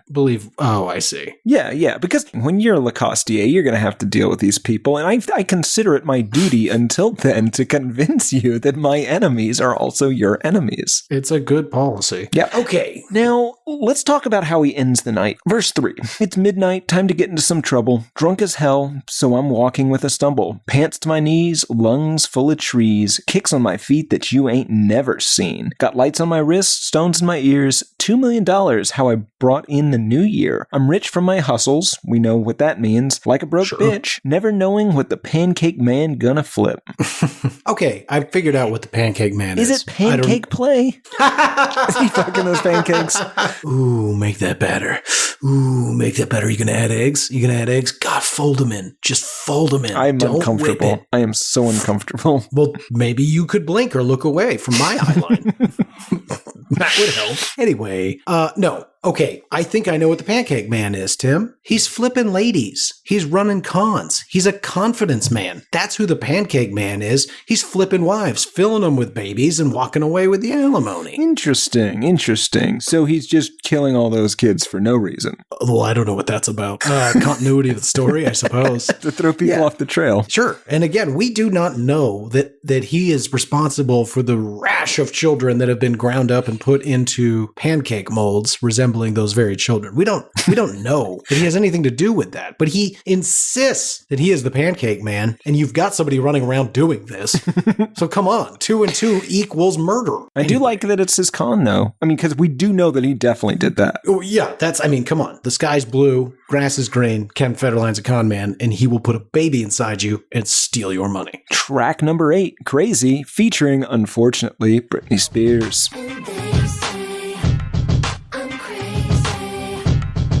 I, of course, say unfortunately for her, because I have never been so goddamn happy to hear her voice. Like, I'm not a huge Britney fan, but she's a professional, and this guy is not. Yeah, this is sort of a toxic sound, I guess. No. But it is embarrassing that he brought his wife onto his album to convince us how much we should actually like K-Flow. Yeah, that's fair. His name's Earl, by the way. Agree to disagree. Well, I like that he clearly asked her to be on this, and I'm sure she's very nice, but from what I've seen of her, she doesn't seem like a very smart person. Sure. And yet she is smart enough, at least in comparison to him, to be like, yeah, I'll be on your song, and I've got a great chorus. I wrote the chorus, if that's okay. And he's like, yeah, absolutely. And then her chorus is, they say I'm crazy for loving you, and they're probably right. Yeah. Let's build to it, Tim. The song opens up, and they say I'm crazy for loving you, for feeling you, but they don't know all the things you do. So we open with, they just don't know you like I do. Sort of, maybe. The last line does seem like a backhanded compliment, like they hate you, but they don't see how nice you are in private. private. Now, we'll get there. Well, she can't sugarcoat it, Tim. He knows everybody hates him. Yes. It could also be a four-handed insult, though, right? Like, they think I'm crazy, but they don't know the half of it. Like, you're way worse. A four-handed compliment is fantastic. The song continues, with Mr. Federline, of course. He says, when the pen hits the pad, it's in the left hand. Every single word is worth 30 grand, or maybe more. Or maybe more. Let's talk about that for just a second. This reminds me, I don't know, Tim, you probably were out of country, but there used to be a John Lovitz character called the Compulsive Liar. Oh, yes. And his catchphrase, because they all used to have one, was, yeah, that's the ticket. And so this sounds a lot like, and then every word is worth 30 grand. Yeah, that's the ticket. Or maybe more. Yeah, that's fair. But he goes on, don't they understand how much cake the pancake man had? Here's the problem. I wish that this album had sold really well, because in the past 15 years, we would have gotten a bunch of like think pieces on the pancake man. This would have been an explored concept in our culture, and I feel like it's lost. It would have been a course at Columbia. Yeah. It's the one thing that we need more of from this. I mean, we probably have a lot of closed cases in the Pacific Northwest of children who went missing or, were turned into pancakes. Yeah, that's fair. A lot of closure, Tim. A lot of people looking for closure. Let's get to maybe the most ridiculous line of the entire album. Got so much flavor like Tupac juice. How dare you? How dare you? Got dudes wishing you're in my shoes. I'm a rock star, baby. I do what I want to do. Tough pack. My crew will come and clobber you. He's got goons, Tim. Mm-hmm. That's great. Let the Pope come out and watch it swallow you. Don't know what that means. Yeah, I don't either. What's the Pope gonna do? Fight? I think he's saying I thought he was gonna swallow you. Oh. Better think twice how you come at me. I'm a godfather now. I'm about family. Now, Tim, didn't he have 4 children at this point? He 5 did, yes. children? Mm-hmm. Okay. But becoming a godfather's when it all started to click for him. Well, sure. That's what he's considering these children, because they're really wards. They're his, I don't want to say hostages, but they're objects that he holds so that women will give him money. Legally have to give him money. Again, want to point out, excellent father by all accounts. Yeah, absolutely. I mean, he's going to take care of them. He's not a monster, but they are just part of a plan. Right. Emotionally, it's more like a godfather relationship than a dad relationship. Wow, that is, I hope his children are not listening. That is gutting. Oh, they are. They're big fans. Great. Track number 9, A League of My Own. MC cocks the hammer, you can't touch me. And I keep the marijuana right where the slugs be. Right where my This song is straight up a combination of the Halloween music and Usher's Yeah. Yeah. It is hilarious and so weird. I might say go listen to the opening of this song, people, if you can find it. Tim claims they're all online. Tim's a fucking liar. I got a little bit of Jack and a whole lot of herb. A pretty little chick with a whole lot of nerve. Seems to be belittling his wife's career a little bit. And I'm, don't want to blow it out of proportion. I'm far from the curb. No, I'm not a nerd, but I know how to calculate them birds. What's a bird? What's a curb? And what does that mean? A bird is a lady, and he knows how to calculate them. He's got their number. Right. He's gonna, He's a rotten scoundrel. Yeah. What if he's just a huge fan of the Steve Martin film Rotten Scoundrels? Could be. Do you understand all the Lion Man talk? I mean, as much as you can understand any of it, read it out, Tim. Well, he says, I can shine just like a diamond can. Don't get me confused with a lion man. Keep it real. I kill like a lion can. Savage of the jungle all by myself. And all them other artists, I'm gonna knock them off the shelf. Which is right. a tragic thing to have said. Sure. Yeah, I don't understand it. Indian in a cupboard situation, tough to say. Oh no, what are you talking about? His album is gonna knock everyone else's off the Billboard rankings. That's why it's so tragic. I see. Well, let's get to the more important lines you read. Don't get me confused with a lion man. Okay, Kev, you're not a lion. Keep it real. I kill like a lion can. Okay, man, are you a lion or not?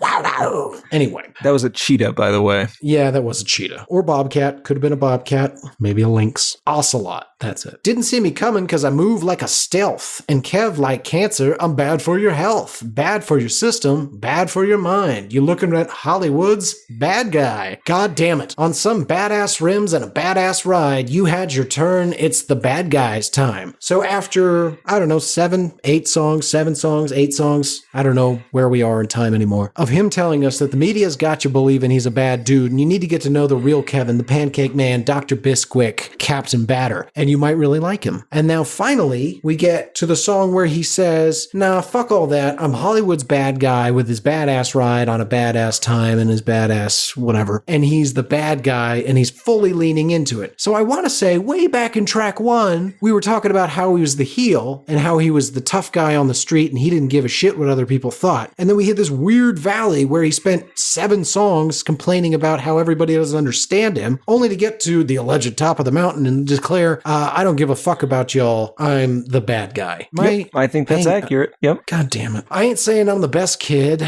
but I'm better than the rest is. Test this. Go home. Put a bullet hole where your vest is. Yes, this is the definition of reckless, but you can hate, but you still gotta respect this. Let my nuts hang like a motherfucking necklace. So go home, shoot yourselves, which has nothing to do with anything we're talking about. Also, I think he's implying that all nerds wear glasses. Is that true, Tim? Oh, it is, yes. It's true both that he is implying that and that it is true. Okay, let me ask you a different question. If all nerds wear glasses, do all people who wear glasses automatically... Mm-hmm. Okay. Yep. Is that why you only wear your glasses to drive? Yes, I'm scared to wear them other times. I wear my glasses all the time. Yep. Well, not all the time. And you get in confrontations with jocks constantly. Yeah, but how am I a nerd if I then place those jocks into the concrete repeatedly? I feel like the way you're saying that kind of gives that away. Yeah, so he's having sex with mouths. Wait, what? And let my nuts hang like a motherfucking necklace. I assume that means that he's banging mouths. Theater of the mind. Yeah. Hey, let's move on. This is stupid. It's Garrett. There's a line in here that I want to call out. I'm fucking Lady Luck. You're unlucky. Still, the media treats me unjustly. And what I gotta say to the media is fuck thee. He seems to be, again, admitting that he is fucking a lottery ticket. Yep. God. Yeah. He's just flaunting it. Track number 10, Playing with Fire. Handshake, the Bisquick man, mixing my batter. Put it in your stereo, watch it. Confusingly, couldn't find the lyrics for the title track anywhere online. I'll take you through it then, Tim. The song begins, since the first day I came out the womb, I've been money motivated, so money I must consume. To the tomb, I'ma make this attitude, I'm rude. Fire came out the same pot that I was brewed. Okay. He loves money, and he's awesome. Oh yeah, sure. I think he's also admitting to the Shar Jackson Britney Spears scam there, right? Ever since I came out of the womb, I've been motivated by money. Mm-hmm. That's what he's after. He's not there for love. He's a conman. But here's the thing, Garrett. That's not really true. He's motivated by love. It's just love for Vicky P. It always has been since he was 14, 1993. Before anybody knew him. I'm cool like the breeze, walk with a swagger. The season on your beef, cut the drama with a dagger. The season on your beef. Yes, that's the thing that I've said for years. I don't know what you're talking about. Sure, but you're not a rapist yet. Yeah. Also, I cut all the lines in our Texas Toast album that has season or beef in the sentence. So fair enough. He says later on, yes, I'm living still playing with fire, no kin to Satan, but the media was hating, so it's a must I bake 'em. I think he's threatening some sort of Freddie Lounge situation. He's gonna set some media on fire. Yeah, no, he's threatening arson. What is it when it's a person though? Is it still arson? Murder. No, it's murder. Murder by arson. Yeah, I do like the line, I'm coming out like Janet's titty at the Super Bowl. Just gonna say it. I like it. Interesting. Remind me again. Why was that her fault? It wasn't. Also, it was Justin Timberlake's fault. But here's the thing. It was Justin Timberlake's fault, but it was very clear that she was the lady in the situation and being, a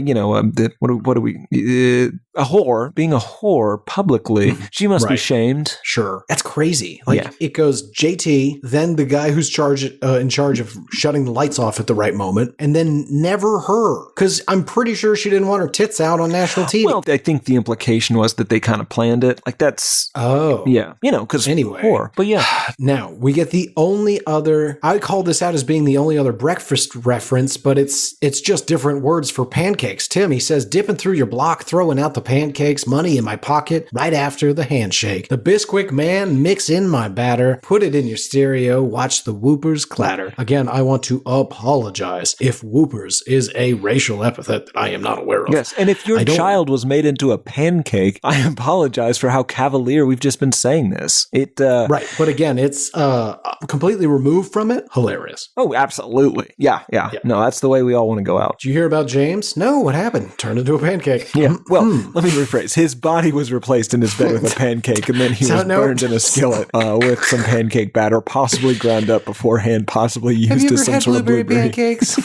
It's like that. James was the blueberries. You think I'm lying when I speak? No. I'll have your girl next week. Yes. Panty and bra, drinking Jack and Pepsi. I'm skating through these bricks like water and jet skis. He's a scumbag, Tim. Yep. Have we said that? Like, he's just kind of a shitty scumbag. Yep. It's Pepsi, Great Jack, father, though. and jet skis. Great father. Nobody. Unimpeachable father. But Jack and Pepsi, jet skis, trash. Yes. No, excuse me. Not trash. Rivers Cuomo, trash. Yeah. Scumbag. Yeah, but This was before the 20 grand a month. Now, very classy. That's true. Track number 11, Interlude. She's like, you know what? You said something about her girlfriend, and I'm like. This is a shitty, poorly recorded phone call in which somebody that sounds like a rambling, drunken toddler, but is probably Kevin Federline or one of his buddies, attempts to tell a story. There's some talk of lost virginity. It's stupid, and it's pointless. It's not funny. I think he thinks it's funny. It's not, though. Not funny. Track 12, Caught Up. Handcuffed back seat on my way to the station. Alcohol on my breath, about to add to Now, my this is the song I feel like he might go too far in. And remember, he's admitted to murdering children so far. But allegedly, this is a 1-2 punch here. The first verse, he's complaining that the women in his life are taking up too much of his time, right? He says, is he? Yeah, break up to make up is all we do. For the past 5 years, it's been all about you. I ain't ever been able to do my due because all day and night my mind's been on my boo. But certain situations, but he's saying she's taking up too much of his time. She's taking up too much of his thoughts. That's part one. She's a burden to him. Whether that's Shar Jackson, whether that's Britney Spears, I don't know, but they're a burden, these ladies. Yeah, it's anybody who's not Tina P or whatever his name is. Vicky P, yeah. Yeah, whatever, something tragic. That's verse 1. Verse 2, though, he says, and you know I'm not abusive, but sometimes you make me lose it. Never put my hands on you, though sometimes I want to do it. Love this line. He is saying, I could just hit you. You know I could do that. I don't. You're welcome. Absolutely. Absolutely. And I think... Well, to understand that line, Tim, we should put it in a little more context. The chorus is caught up, fist balled up, fight for what's right. That's how I was brought up. Heart so tough, felt love. Now my emotions are caught up. He is used to solving his problems with violence, but Tim, you cannot punch an emotion. No, you can't punch a lady either. Well, yes, which he is quick to point out that he won't. He could, and that would solve a lot of problems. He wants to. God, he wants to, but he won't. He's a fucking gentleman. Yes, I never hit her. I'm a gentleman.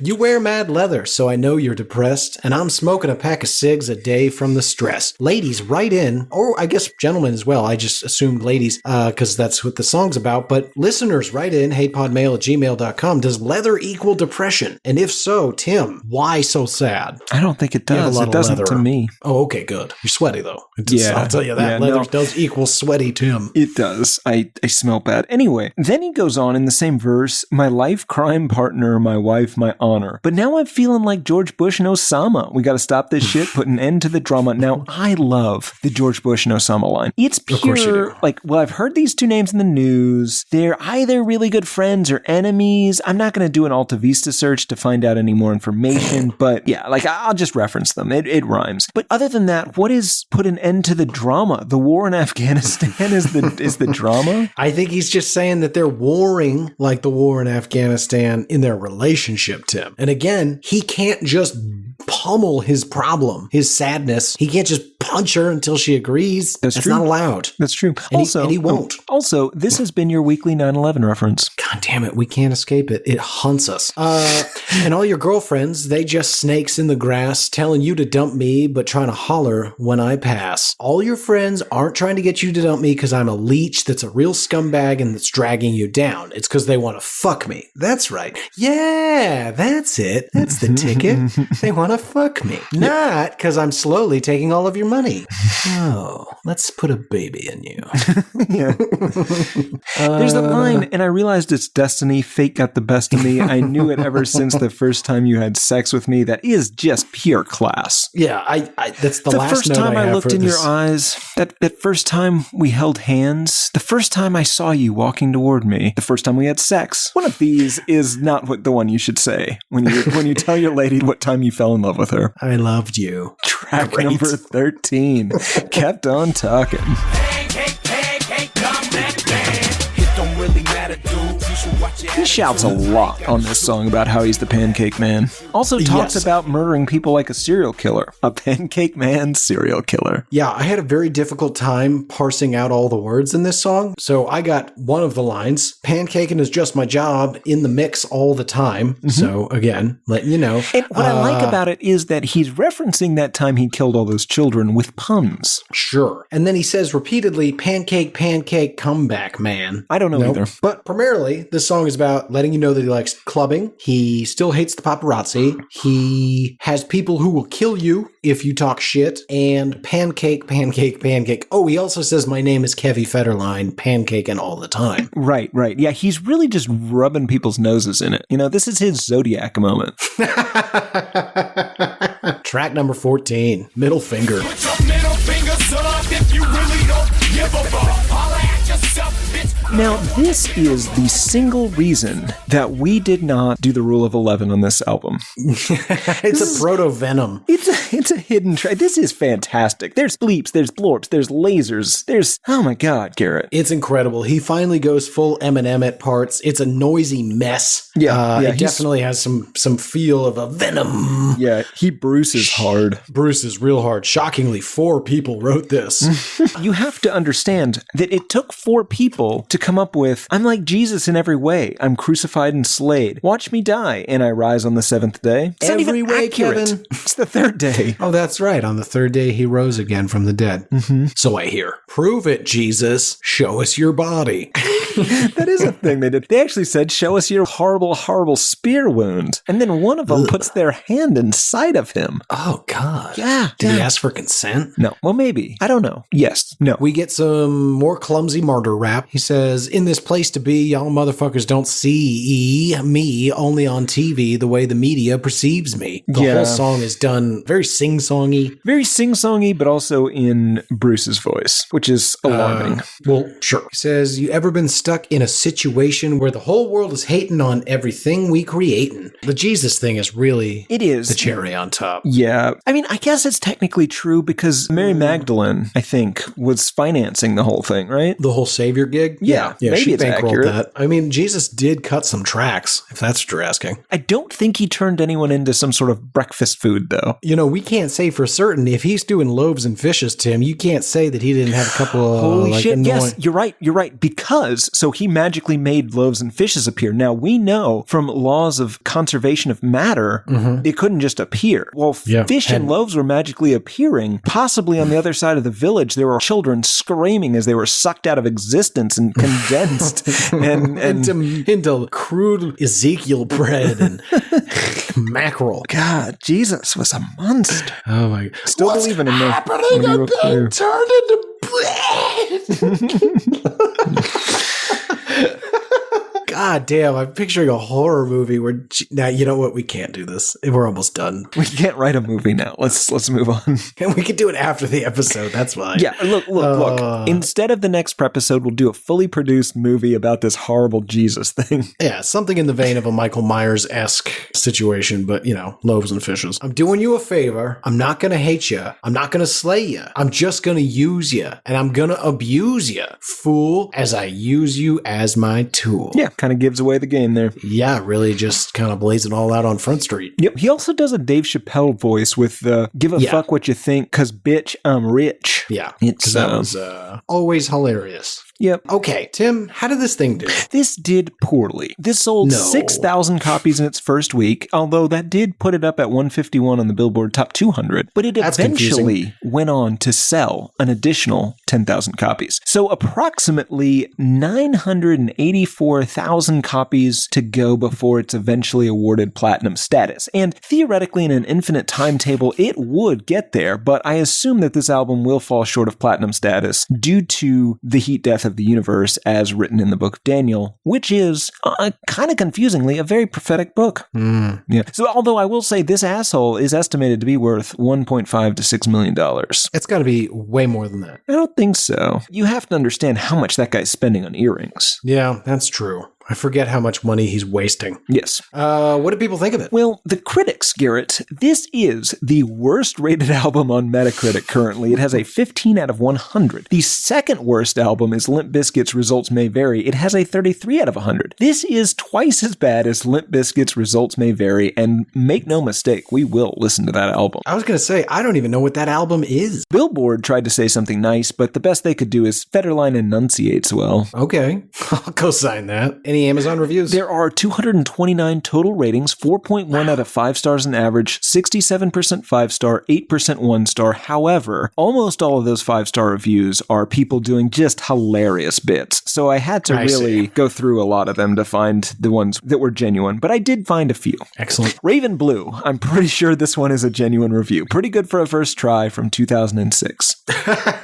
This isn't too bad. I think most of the people just hate Kevin and therefore hate his music. They should hate Britney. She made him what he is. I hope he gets half. He deserves it for what has happened to him. The fickle woman has tired of him and is ready for a new amusement. He sure got blindsided. I just hope he doesn't kill himself, the poor bastard. Then maybe all you cruel people who don't really know him would be happy. 5 out of 5 stars. Kill yourself. That'll show him, is what that was about. God damn, dude. That is terrifying. Bad advice. Don't kill yourself. Seek help. Just tell somebody you're sad. They'll want to listen, I promise. Jesus Christ. Music Lover, again 2006, wrote Give Him a Break as the title of this review. Give the guy a break. If he wasn't married to Britney, I bet people would give him a chance and not ridicule him to no end. I bought the CD today. While it may not be the best CD ever made, it's not as bad as some either. I won't name names. Good going, Kev. From a male fan. 4 out of 5 stars.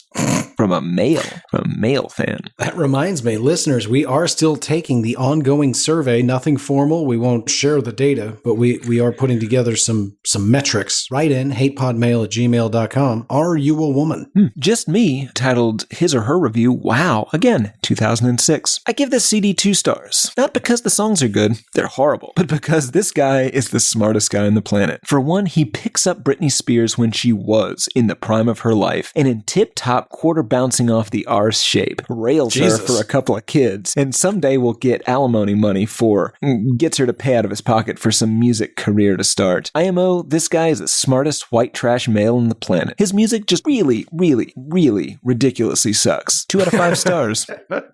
I mean, that guy gets it, but he seems to celebrate the monstrosity. Yes, he does. Yeah. Anyway, great reviews, Tim. Who's this for? No one. Yeah, it turns out, for the first time ever, I doubt Kevin Federline wants to listen to this. Oh, God, no. This reminds him of that time before he was allowed to just be with Vicky P all day, before the bowling days. Wow. Okay. So that brings us to final thoughts. We've been all the way through it. What have you not said, Tim, that you want to get out before we ask the big question again? I think he's the pancake man. I think he pancakes people. I think they become pancakes. And I think that the great pancake in the sky, the breakfast lord, is pleased with his sacrifices. Do you worship this breakfast lord? Oh, God, no. Okay. I don't really like breakfast foods. You know this about me. Oh, that's right. We have been round and round about breakfast. Yeah. You make a lot of breakfast and Yeah, I love a good breakfast. Not at breakfast time. Cannot eat for the first 7 hours I am awake. Yeah. But after that. Garrett, you hate this album. Yes, all right. I do. It's 7 songs too long. Yeah, in those 7 songs that we're including the intro and the interlude as songs that Garrett did not listen to, but he's... Correct. I listened to 12, and I would like to cut 7. And I would like those 5 to be all cut by 1 minute. Or, conversely, 1 verse if it is more than 2 verses. Okay. This is not unreasonable. Yep, that's fair. That's a shortcut to a hit album, or at least something less embarrassing than what we just walked through. What about you, Timbo? We'll see. Tim, we've been all the way through it. I can't imagine you've changed your opinion, but we have to ask the question, do you hate this album? I do. I figured. Good call. So that brings us to the end of the show where I beg, plead, and borrow until you folks get out there, rate the podcast on the old podcast app Apple Podcast app, whatever they're calling it. That's all we ask. That's that, or just get somebody else to listen to the show. Those are the two things we need. Don't have the Patreon up yet, not selling any merch yet, maybe someday. But until then, just go out there, rate the 5 stars, get them out of the way, and then you can be as rude as you want or creative. We don't care. But if they're funny enough, we'll read them on the show. You can also reach out to us. You can go to hatepod.com, where you'll find almost every episode we've ever done, except for the ones for the last 7 months, which I'll update here pretty soon. I promise. Been busy doing solo casts. While you're on hatepod.com, you can click and contact us in the upper left-hand corner. That's going to ask for an email address. That's just so we can reply to you, or you can email us directly, because you know how email works. We're at hatepodmail@gmail.com. You can also reach out to us on Instagram. That is hatepod. On Twitter, it's album hatepod. I am Garrett. You can find me on Twitter at gharveytweets. Tim's on Instagram, but it's a secret, and he won't let you follow him. We also have a Facebook page, but God knows how to log on to Facebook, so don't even bother. You won't find anything there. Tim, did I leave anything out? Sure. So if you are listening to this on the day it comes out, August 31st, 2021, there's a new EP from Greg Newman called From Two Pond Lane. Now, Greg Newman is the guy that does the outro songs, both versions of them. Yeah. Yeah. Yep. And it's unclear how many songs on this new release are going to be about Garrett and I. I think at least half, but maybe all of them. Yeah, maybe all of them. So give him a listen. Stream it, buy it. It's going to be on the Amazon, the iTunes, and the etc. Probably Spotify. They have music, I think. So you give it a listen and let him know how many songs you think are about Garrett and I. Sure. And then let us know. Yeah. hatepodmail@gmail.com. Great work, Timmy. For Why I Hate This Album, I have been one of your hosts, Garrett Harvey. I have been the other host, Timothy P. Richardson, and on December 10th, 2017, Garrett Harvey said, I was discovering my body at the time, but unfortunately, my parents kept discovering me, discovering my body. Fact.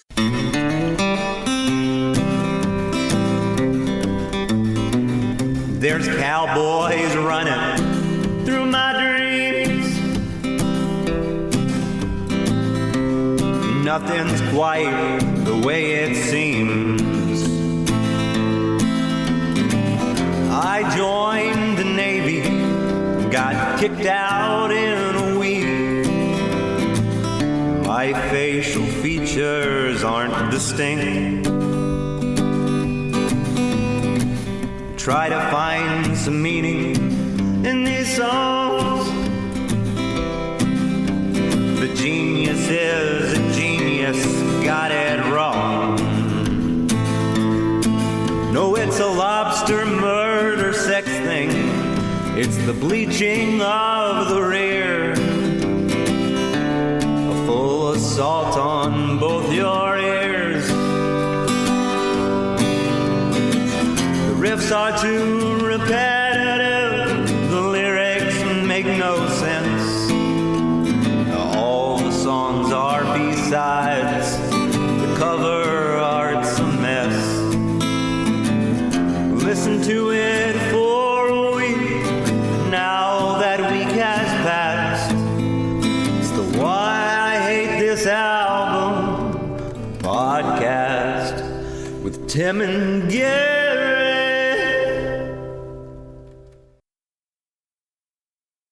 I strangled them all, of course.